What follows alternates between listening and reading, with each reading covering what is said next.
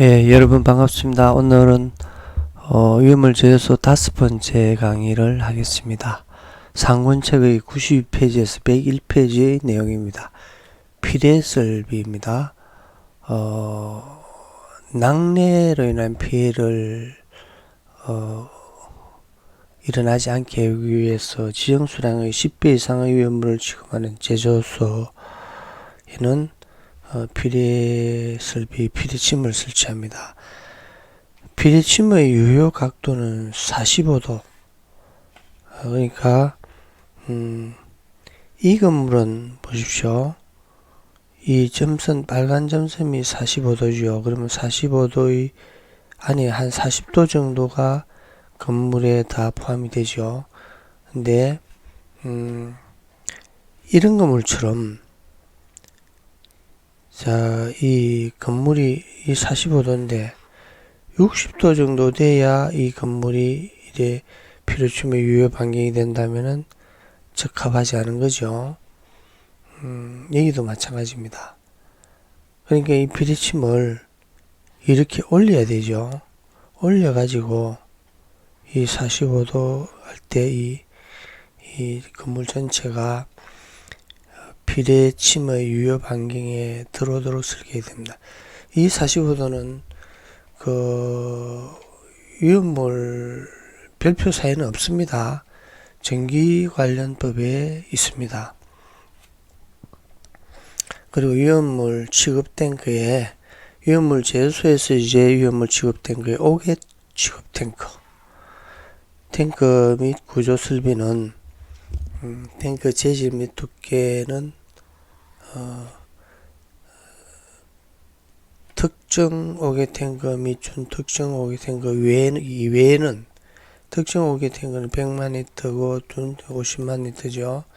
그 외의 탱크는 두께 3.2mm 이상의 강철판 또는 청장 부식 규격의 내용에 적합한 것으로 해야 됩니다. 그리고 내진, 지진에 의한 내진, 지진에 견딜 수 있고 내풍압, 폭풍 등의 이 풍압에도 견딜 수 있는 설계를 해야 합니다. 그리고 도장, 페인트죠. 그 탱크 외면에 녹을 방지하기 위해서 도장 페인트 칠을 해야 합니다. 근데 이제 부식이 일어나지 않는 스테인리스 강판 등은 도장을 하지 않아도 됩니다. 탱크의 밑판, 그러니까 탱크가 있다면은 이 아주 바닥과 면한 이 밑판을 이야기하는 거죠. 탱크의 밑판은 특정 5개 탱크 중 이 100만 리터 이상의 탱크죠. 탱크 옆판체 하단 가장 밑부분의 두께가 15mm를 초과하는 경우, 탱크 내경의 30m를 초과하는 경우 또는 옆판을 고장력으로 사용하는 경우에는 옆판의 직하에 애눌러판을 설치합니다. 여기에 애눌러판에 대해서는 뒷부분에 이제 상시한 그림으로 설명을 드릴 겁니다. 그리고 밑판의 부식을 방지하기 위한 조치도 이렇게 강구를 해야 됩니다. 5개 저장 탱크의 주입구, 그러니까 5개 탱크에 위험물을 주입하는 거죠. 주입하는 배관도 있을 거고, 아웃, 이제 밖으로 이제 빼내든지 다른 곳으로 이동하는 탱크의 배관도 있겠죠. 주입구는 이제 화재 예방상 주의해야 되는 장소니까 이렇게 기준을 두고 있습니다. 근데 이나침이 21도 미만의 5개 저장된 그 주입구에는 이렇게 주입구에 대한 게시판을 이렇게 설치를 해야 됩니다. 화기연금, 유별, 분명, 주입구의 게시판 이렇게 이게 이제 주입구의 게시판이죠. 주입구 이게 주입구입니다. 이 방류제에 이제 여러 개의 탱크가 이렇게 주입구마다 개수가 있는 거죠. 에놀루판에 대해서는 오게 탱크 저장소 설명을 할 때 193페이지에 그림을 그려서 한 페이지에 상세하게 설명을 합니다. 내압 방출 구조.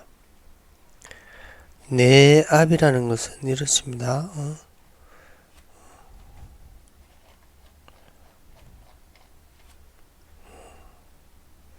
여기 있네요. 내압. 압력의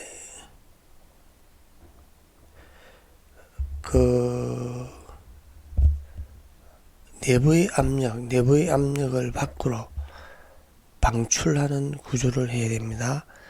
그럼 탱크는 위험물의 폭발 등에 의해 탱크 안의 압력이 비정상적으로 상승하는 경우에 내부의 가스 또는 전기를 탱크의 상부, 윗부분으로 방출할 수 있는 구조로 해야 한다. 이제 이 원리와 같습니다. 제수소의 지붕은 이 지붕은 가벼운 불연 재료라 했겠죠. 가벼운 불연 재료로 해야 된다. 이것도 매우 마찬가지입니다. 폭발이 일어났을 때 상부로 분출할 수 있게 벽보다는 상부로. 그러면 벽으로 분출하면은 연소 확대 우레에다가 또 이렇게 소방대원이나 관계자들이 인명피해 우려가 있죠. 근데 이 오게 탱크도 마찬가지입니다. 윗부분으로 하도록 하는 것은 지붕으로 방출하고 벽면보다는 지붕이 이제 압력이 약하게 하라는 거죠. 그러면 구체적으로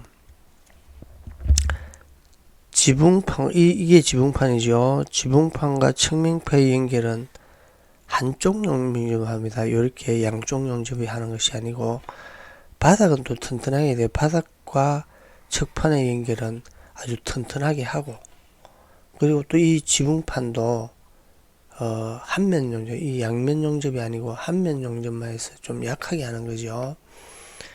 그리고 이 측면판과 지붕판도 이렇게 한면 용접을 리프트와 이 한면 용접을 합니다. 그리고 측면은 이렇게 튼튼하게 양면 용접을 합니다. 이상 내압 방출 구조. 그러니까 지붕 부분을 약하게 하여 압력이 지붕으로 방출되도록 합니다. 이게 지붕이고 이게 지붕이죠. 그럼 횡형으로 된 탱크는 이 부분을 지붕으로 봐야 되겠죠. 오게 저장 탱크의 안전장치. 오게 저장 탱크의 이상과 플러스 압력이나 부합, 마이너스 압력이 발생하여 탱크의 파손 또는 손상이 일어날 수 있는 안전상의 문제가 있으므로 이러한 현상을 방지하기 위해서 설치하는 것이 안전장치입니다. 압력 탱크. 최대 상용 압력이 부합, 마이너스 압력 또는 플러스 압력이 5kPa를 초과하는 탱크는 안전장치를 설치합니다. 그러니까 여기서의 압력 탱크는 부합 또는 정압이 5kPa를 초과하는 탱크입니다. 안전장치 종류에는 이렇게 네 가지가 있는데 네 가지 중에 한 가지 또는 뭐 두 가지 이상을 하면 되겠죠. 자동적으로 압력의 상승을 정지시키는 장치, 감압측에 안전밸브 부착한 감압밸브, 안전밸브를 병용하는 경보장치, 파괴판. 압력 탱크, 웨이 탱크는 통기관을 설치해서 이제 이 통기관으로 이렇게 이제 그 압력이 밸브 없는 통기관은 항상 이렇게 소통이 되죠. 그러니까 압력이 차지 않습니다. 통기관의 종류는 밸브 없는 통기관과 밸브 있는 대기 밸브 부착 통기관이 있습니다. 밸브 없는 통기관을 한문으로는 무변 통기관이라 합니다. 탱크 내의 유전기가 항시 탱크 밖으로 유출이 가능한 막힘이 없는 구조입니다. 그러니까 탱크 유전기가 항시 밖으로 이렇게 왔다가 또 안에 밖에 내부의 공기가 안으로도 들어갈 수 있는 그런 구조입니다. 기준은 직경 30mm 이상으로 한다. 통기관의 선단, 끝은 수평문보다 45도 이상 구부려. 이 구부린 이유는 이 빗물이 들어가서 이 탱크 안으로 못 들어가게 하는 거죠. 빗물의 침투를 막는 구조죠. 여기서 이제 제설소의 옥내 저장소의 흡입구, 공기 흡입구지요. 그리고 통기관, 이런 데는 이제 인하방지망을 설치하죠. 인하방지망을 설치하는데, 인하방지망의 기능을 하기 위해서는 최소한 40메시, 메시에 대해서 용어 정의가 별도로 있습니다. 40메시 이하로 이렇게 촘촘해야 되는데, 이걸 이제 지난해 기준을 개정했습니다. 인하점이 38도씨 미만의 위험물을 저장하는 지급 탱크에 설치하는 통기관에는, 이 통기관이나 이 흡입구나 매 마찬가지입니다. 통기관에는 화염 방지 장치를 설치하고, 38도씨 미만의 위험물을 저장하는 통기관에는 화염 방지 장치는 이 별도로 말입니다. 통기관에 아주 촘촘한 구리망의 인하 방지 화염 방지 장치가 있습니다. 이 또 별도로 이제 그림으로 설명을 한 페이지가 있습니다. 화염 장치를 설치하고 그 이외의 탱크는 통기관에 40메시 이상의 구리망 또는 동등 이상의 성능을 가진 인하 방지 장치를 설치할 것. 다만 인하침이 70도 이상의 위험으로 해당 70도 이상의 인하 방지 장치를 설치하지 않을 수도 있다 이랬죠. 그럼 이 상세한 내용을 지난해 이렇게 대폭 수정 개정했습니다. 이걸 옥내 탱크의 인하 방지망이나 옥외 탱크 저장소 배출 설비의 흡입구, 환기 설비의 흡입구 모두 이제 바꿔야 되는데 아주 극히 이렇게 일부만 개정했습니다. 향후에는 다 이렇게 40메시를 적용해서 아마 개정할 겁니다. 그리고 가연성력을 해소하기 위한 밸브의 기준도 있습니다.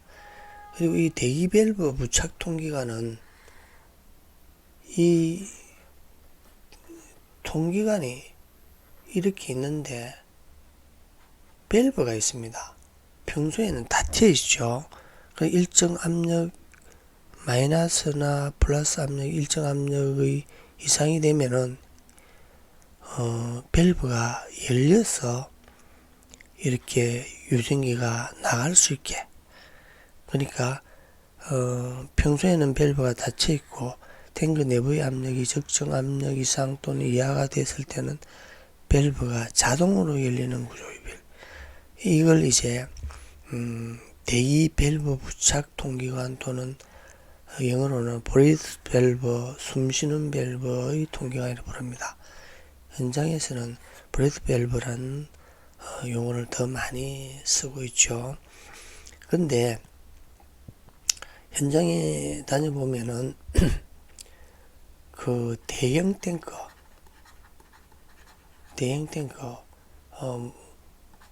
1000만 이상 1000만 리터 이상 또는 그 이상의 탱크들은 이 대기밸브 부착 통기관을 주로 설치를 많이 하고, 특히 위험물의 저장 종류가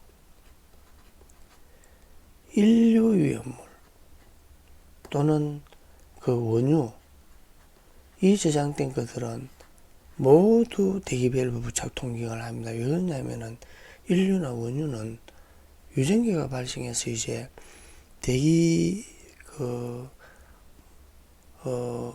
그냥 이제 밸브 없는 통기관을 하면은 이 유전기가 밖으로 계속 나가면서 위험물이 빠져나가고, 또 환경오염, 위험물의 유출과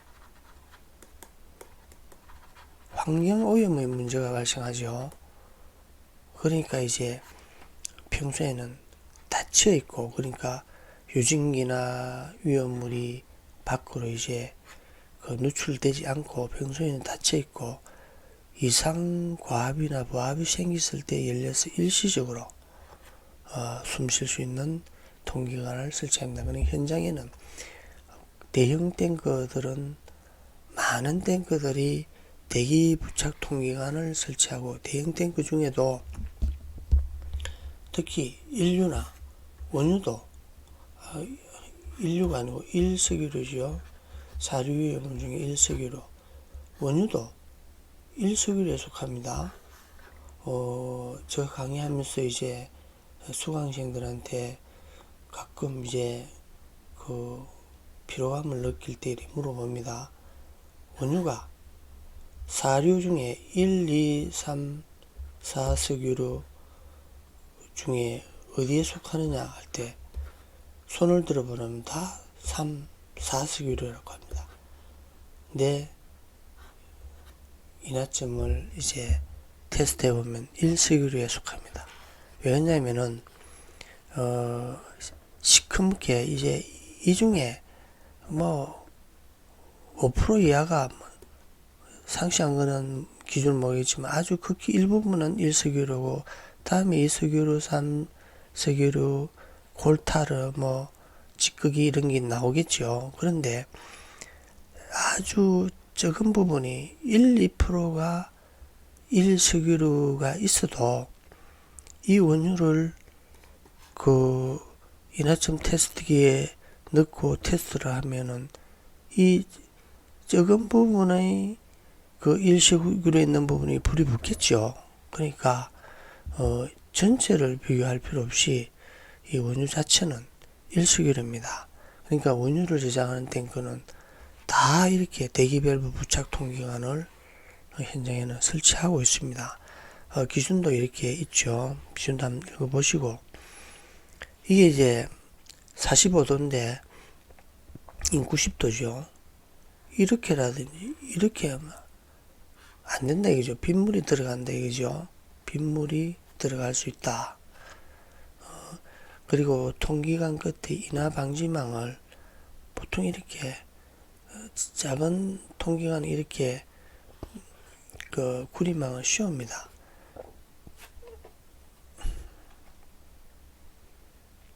통기관의 종류와 선택은 이 강제 규정이 없고, 어느 통기관을, 어떤 밸브 없는 통기관을 할지, 대기밸브 부착 통기관을 설치할지는 설계자의 판단이고 자유입니다. 그러면 통기관의 안전장치, 5개 탱크의 안전장치에는 요약했네요. 압력 탱크는 이렇게 안전장치를 하고, 압력 탱크 외의 탱크는 밸브 없는 통기관 또는 대기 밸브 부착 통기관을 적합하게, 이게 이제 대기 밸브 부착 통기관입니다. 그러니까 자동으로 압력에 의해서 열리고 닫히고 하는 거죠. 계량장치,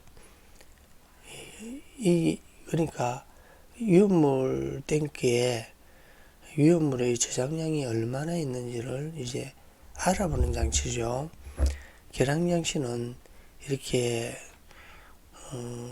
종류가 기밀 부유식 계량장치, 전기가 비산하지 않는 구조의 부유식 계량장치, 전기 압력 자동 방식, 방산수 동위 원소를 이용한 방식, 유리 게이지 뭐 이렇게 있는데, 아주 소규모의 아주 소기업에서는 이렇게 이 말을 주로 사용해요. 눈에 이렇게 보이게 말입니다. 이렇게 유리 게이지가 이렇게 이 액체 위험물이 이 위치가 표시되죠. 근데 이제 큰 탱커들은 이런 게이지는 하지 않겠죠. 전기 압력 방송이나 이런 이제 좀 첨단 하물며 이제 이 그 양을 이제 이 건물의 컨트롤실에서 이 디지털 숫자로 읽을 수 있죠. 계량장치 종류도 이제 설치자가 선택을 하면 되겠습니다. 이 또 전기압력 자동부시 계량장치고, 이게 이제 유리 게이지 계량장치죠. 옥외 저장 탱크의 배수관, 이게 이제 위험물을 저장하다 보면은 이제 이 수분이 뭐 혼합된다든지 수분이 자체적으로 발생돼서 이제 수분이 아래로 고이겠죠. 수분 또는 찌꺼기를 배출하기 위해 이제 배수밸브, 배수관이고 또 이제 찌꺼기까지 배출할 수 있는 거죠. 배수관은 탱크의 옆판에 설치해야 됩니다. 이 옆판 밑에는 허용하지 않는다 이겁니다. 근데 그 밑에 설치할 경우에는 그 이제 다만 지진 등의 손상을 받을 우려가 없는 경우에는 밑판에도 설치할 수 있다 이래놨습니다. 자, 오늘은 이것으로서 설명을 마치겠습니다. 고맙습니다.